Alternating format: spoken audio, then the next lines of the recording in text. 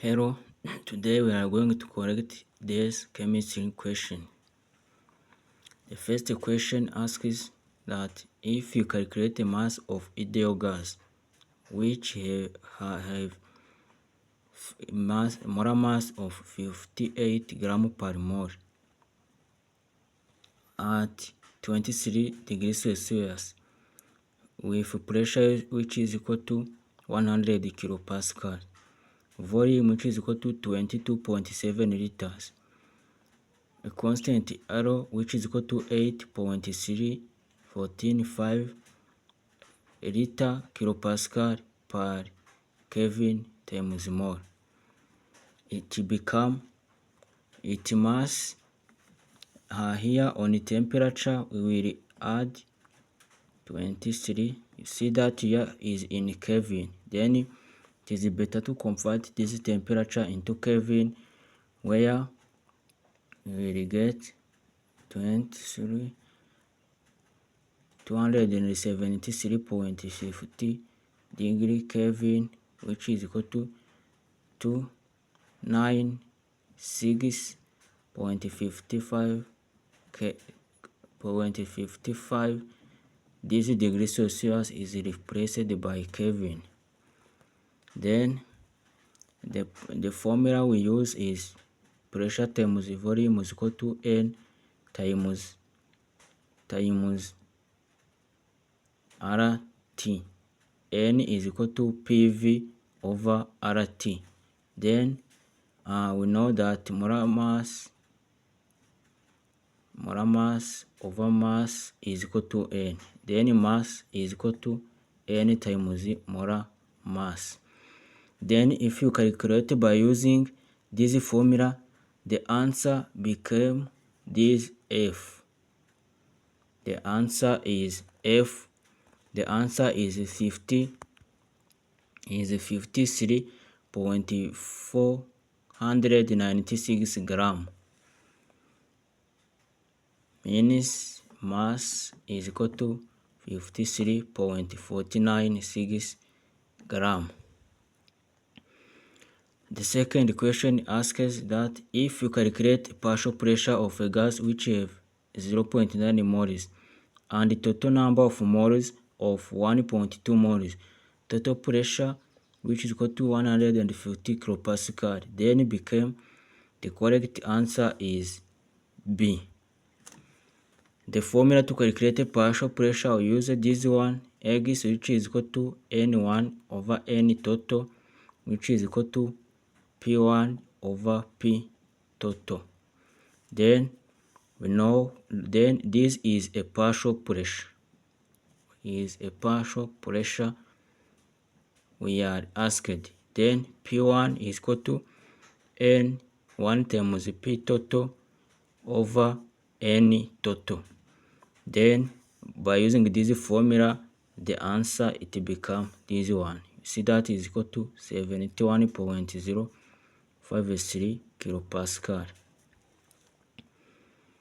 Then another question is that what name we give to the bond of compound formed in the following ways. Two elements claim of same electronegativity bond together and share electrons equally.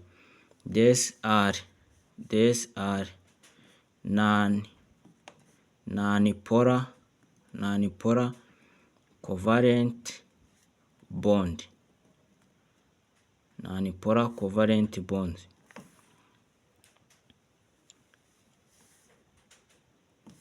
Two elements of different electronegativity bond together and share electrons unequally. These are polar covalent bonds.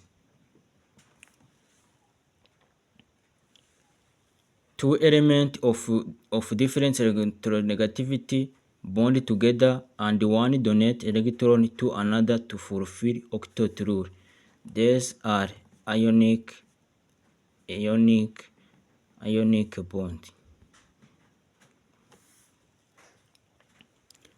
4. If you calculate DH of reaction with the dH of product, which is equal to 200 kilojoule, and dH of reactant, which is equal to 300 kilojoule. Then it became dH 0 is equal to total estimation of dH of reactant negative total estimation of dH of product, then is equal to 300 kilojoule negative 200 kilojoule to become 100 kilojoule. Then the correct answer is to be negative dH of L is equal to 300 is equal to 300. Then dH of product is equal to 200. Then correct answer is B, 100.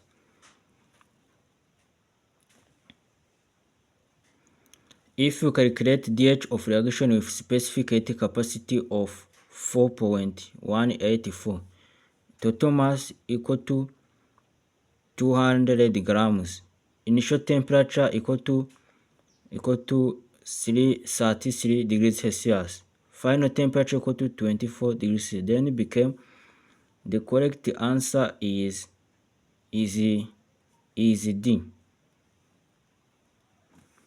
Here dH is equal to S specific heat capacity times total mass times change in temperature. Here T1, T2 negative T1 is equal to 1 degree Celsius. Then we take this 1 degree Celsius plus 273.15 Kelvin to convert it into Kelvin. Then it become this Kelvin. Then by multiplying you get this answer. The answer is D.